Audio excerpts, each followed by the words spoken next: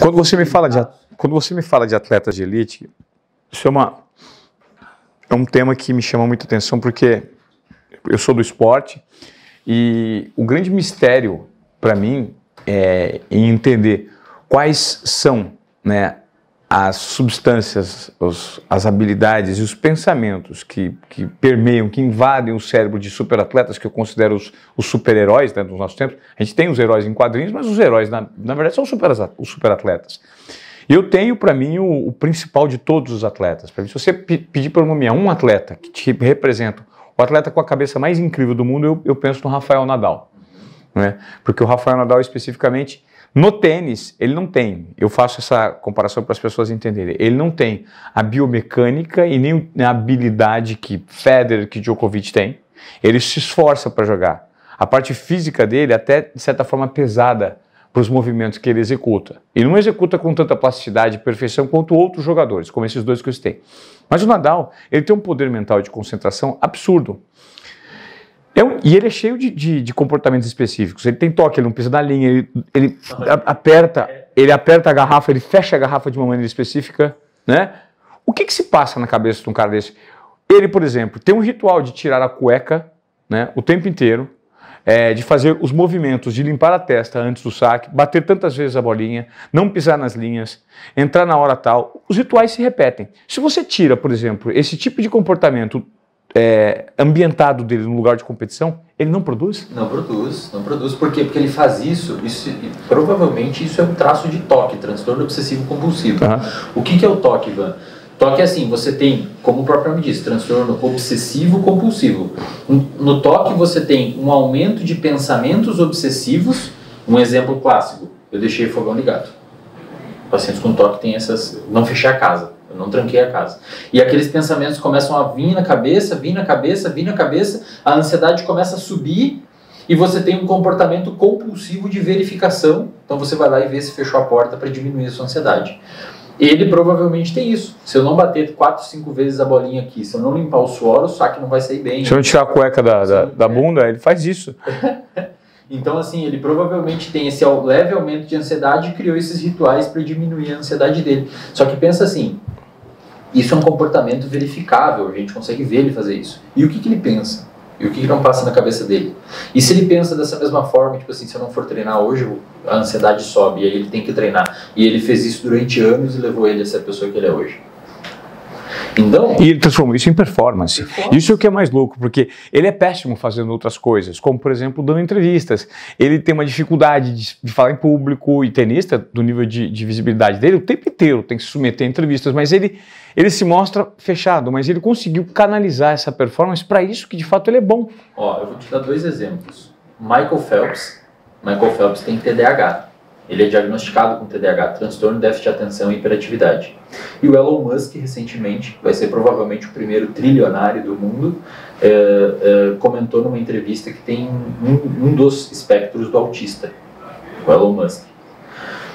Eu diria, se a gente olhasse a galera de alta performance, eu arriscaria dizer que todos eles têm algum tipo de traço que poderia muito bem ser interpretado como disfuncional em qualquer outro contexto. Só que os caras conseguiram colocar aquilo dali num lugar que rende. O Steve Jobs era extremamente narcisista, muito difícil de trabalhar com ele, mas fundou a Apple. Então, assim, o Michael Phelps, por exemplo, ele tem TDAH, e o Michael Phelps, ele é um bom exemplo, cara, porque o que é um paciente com transtorno, déficit de atenção e hiperatividade? Um paciente com transtorno de déficit de atenção e hiperatividade, ele tem uma redução da dopamina no córtex pré-frontal, que é uma região que fica atrás da nossa testa. O córtex pré-frontal é uma região assim, talvez a melhor definição para córtex pré-frontal seja fazer a coisa difícil. Então imagina que você está na sua casa, tem um doce em cima da sua mesa e tem uma banana e você está fazendo dieta. Se eu faço uma estimulação magnética transcraniana e diminuo a atividade do seu córtex pré-frontal, você pega o doce. O que é mais essa atividade que você falou aí? Eu diminuo a funcionalidade dele, eu meio que desligo o córtex pré-frontal. Mas como é que você faz com remédio? Não, consegue fazer botando uns eletrodos aqui fora do crânio e enviando uma mensagenzinha para dentro, ele reduz a atividade. Mas existe uma substância que reduz também, álcool. Álcool inibe o córtex pré-frontal. É por isso que você fica mais impulsivo, mais emotivo quando você está bêbado. Então, O córtex pré-frontal é o grande fazer a coisa difícil. É basicamente essa região do cérebro que nos difere de, por exemplo, outros animais. Você só não sai daqui e faz xixi ali na cadeira, tipo um cachorro, você tem córtex pré-frontal. Agora, se você beber demais e ligar o córtex pré-frontal, talvez você faça. Então, o TDAH, o que faz um TDAH? O TDAH tem uma redução da dopamina do córtex pré-frontal, tá? E essa redução de dopamina do córtex pré-frontal, que é essa área envolvida por organização, planejamento... Imaginação, é projeção de futuro. Então, cara, amanhã vai ser assim, semana que vem eu vou ter que comer a banana para ter a dieta em dia e ir no médico e ver os exames bons. Isso é tudo córtex pré-frontal. E, portanto, uma boa atividade do córtex pré-frontal diminui a sua impulsividade. Por isso que paciente com TDAH que tem uma redução dessa dopamina tem uma atividade prejudicada do córtex pré-frontal, eles ficam mais impulsivos e mais agitados. Por isso que eles são hiperativos muitas vezes. O Phelps, ele falou que conseguiu...